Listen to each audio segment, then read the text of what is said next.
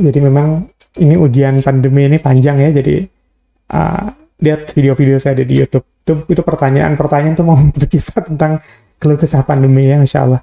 Jadi mudah-mudahan Allah kuatkan kita semua juga ya, bersabar untuk menghadapinya dengan ujian-ujian pandemi ini. Dan banyak kejadiannya memang ujiannya itu adalah suami ketika kehilangan pekerjaan, menurun pekerjaan, dan disinilah guncangan ada. Ya sebenarnya begini, kalau Imam Hanafi itu kan sebenarnya tidak membolehkan seorang istri menuntut cerai suaminya, ke Imam Hanafi ya, untuk cerai suaminya dengan alasan bangkrut lah. Itu kenapa? Karena harusnya risiko itu udah dia ketahui ketika dia sebelum menikah. Ada hak yang disebut dengan kafaah tadi. Hak dia untuk mengukur suaminya pekerjaannya apa, penghasilannya apa, dan gimana. Dan yang namanya usaha, bisnis kan kadang-kadang ada ujiannya. Sama dengan misalkan kita menikahi seorang pemain sepak bola, atlet, atau musisi gitu ya. Itu kan kadang-kadang ada usia tayang ya, maaf ya, ada usia edar ketika dia usia emasnya, golden age-nya itu sampai umur 30-an. Nah, setelah itu memang mungkin dia akan kehilangan pekerjaan atau harus mencari pekerjaan lain, beradaptasi. Dan mungkin ada perubahan penghasilan di sana.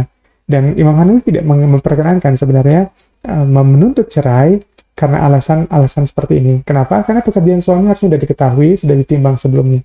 Termasuk yang namanya dagang, yang namanya bisnis. Yang namanya dagang bisnis kan juga punya resiko untuk ketika bagus dia berhasil, ketika tidak baik ya, apalagi dalam masa pandemi yang cukup panjang ini, mungkin kolaps gitu, mungkin jatuh. Dan ini ya tidak baik saja ya ketika ada uang suami disayang, nggak ada ditendang, misalkan seperti itu ya, suami ditendang. Nah ini nggak pas juga sebaliknya. Jadi alasan-alasan ekonomi ini, walaupun bisa jadi diperkenankan kalau dalam bab-bab yang lain kan bisa tentang tidak nafkahi selama 3 bulan, dan lain-lain ya, di undang-undang juga bisa dijadikan alasan sebenarnya. 3 bulan dia nggak nafkahin saya, terus yang cari uang, dia nggak cari uang. Ya kalau dalam alasan logisnya bisa sebenarnya. Dalam alasan hukumnya itu diperkenankan ketika seorang suami tidak menafkahi berapa bulan untuk kemudian meminta cerai atau menuntut cerai, itu masih diperbolehkan. Tapi memang dalam bab-bab etisnya gitu ya, ada bab-bab apakah kesulitan ini dirasakan dulu atau baru-baru saja. Apakah suami memang tidak mau memenuhi nafkah atau bagaimana? Karena memang memenuhi nafkah secara mutlak memang adalah kewajiban suami. Ya, An-Nisa 34 tadi. Dia mutlak untuk menafkahi, maka kewajiban itu melekat pada suami, tidak tuntasnya menjadi hutang bagi suami dan dosa bagi suami. Dan juga wajib, kan seperti itu ya. Maka setiap nafkah-nafkah yang tidak tertuntas bisa dituntut nanti di akhirnya. Maka kalau cerai itu ada yang disebut nafkah madiyah ya. Nafkah yang minta yang dulu ninggalin saya berapa bulan minta dibalikin. Nah, itu bisa seperti itu ya. Nafkah masa lalu yang terhutangnya tadi. Itu ya bisa saja karena adalah hutang yang harus dituntaskan. Tapi di satu sisi ada peran lain walaupun tidak mutlak. Itu di At-Taubah 71 wa mu'minuna wa mu'minat ba'duhum awliya'u ba'di itu ya. Perempuan beriman dan laki-laki perempuan sebagian adalah penolong bagi sebagian yang lain. Ada satu kondisi mungkin ada saat-saat suami itu kemudian tidak bisa menafkahi, kemudian berganti jadi istri yang menafkahi. Apakah kewajiban ini kemudian berpindah jadi istri? Enggak juga. Tetap suami yang harusnya tetap menafkahi. Tapi ada saat-saat karena alasan cinta kita, karena alasan pernikahan ini, mungkin kita berganti peran sesaat. Ya, ketika ini terjadi, maka suami berlapang dada dan tetap sayangi istrinya. Harusnya seperti itu, gitu ya.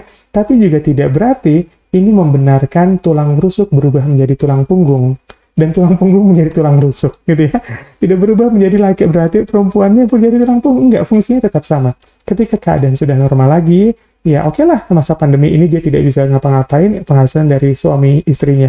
Tapi lihat nanti, kalau sampai setelah masa pandemi ini lewat, berapa bulan lagi misalnya, mudah-mudahan Allah angkat wabah ini, dan kemudian sudah normal, ketika suaminya terus masih malas-malesan, tidak lagi, maka sudah tidak ada alasan syar'i sebenarnya buat suami tidak lagi menjadi tulang punggung bagi keluarganya.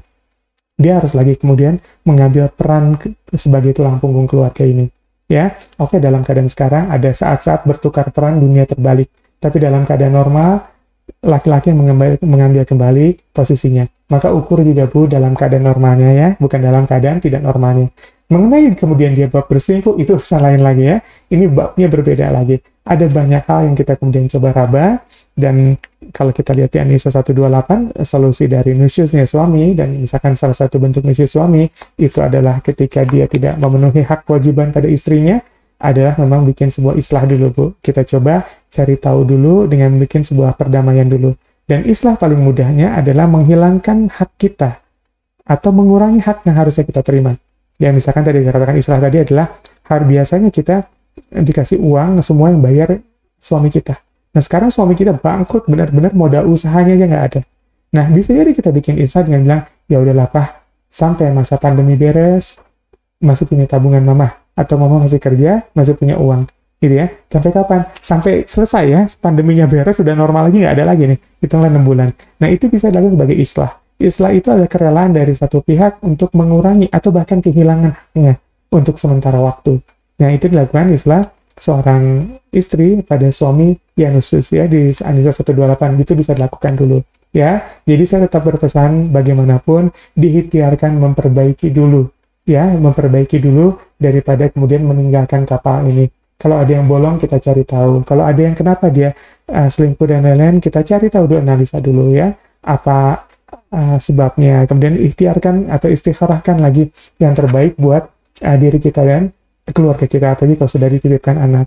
Kalau ternyata pada akhirnya kita merasa, kita yakin, kita mantap, kita punya azam, tanpa ada lagi keraguan untuk kemudian menuntut cerai atau bercerai, ya mangga. Ya, tapi sebelum masih ada kebulatan tekad, maka ikhtiarkan dengan banyak hal, termasuk dengan istikharah sebagai jalan jawaban dari kita. Ya, istikharah itu yang doanya enak tuh ya. Allahumma inni atakhiruka bi'ilmika.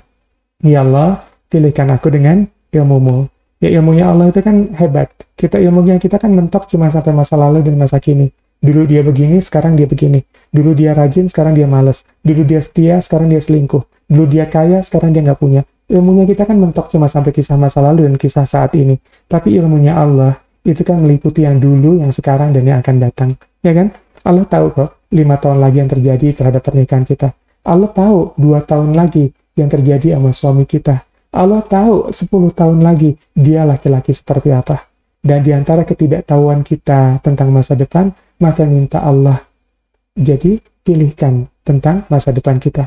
Ilmu kita terbatas, tapi ilmu Allah nyampe untuk tahun-tahun yang akan datang. Ya, Allahumma inni astakhiruka, ya Allah pilihkan aku bi'ilmika, dengan ilmumu yang meliputi masa-masa depan.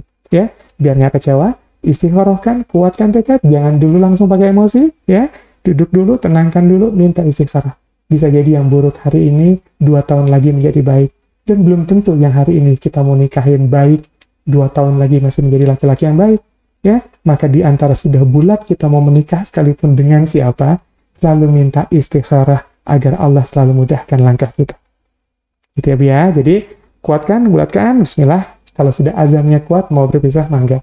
Tapi, jangan hanya dengan emosi, timbang semuanya, juga termasuk timbang anak-anaknya. Tapi keanakan dan suami dan sana, udah saya katakan, ini bagian dari kesabaran, ini bagian dari mengembalikan semua, innalillah tadi, membalikin semua ke Allah lagi, gitu ya. Udahlah, terus suami kayaknya menang, kayaknya kalah. Nggak ada yang menang kalah kalau sudah kita ketemu Allah. Ya, yang ada siapa yang ngembaliin ke Allah, siapa yang mau ngalah, gitu aja dulu. Gitu ya. Tapi kalau mau memilih itu, silakan. Tidak. Bisa juga diajukan karena alasan tentang tidak menafkahi sekian bulan, bisa juga diajukan untuk kasus-kasus perceraian. Itu bisa juga begitu.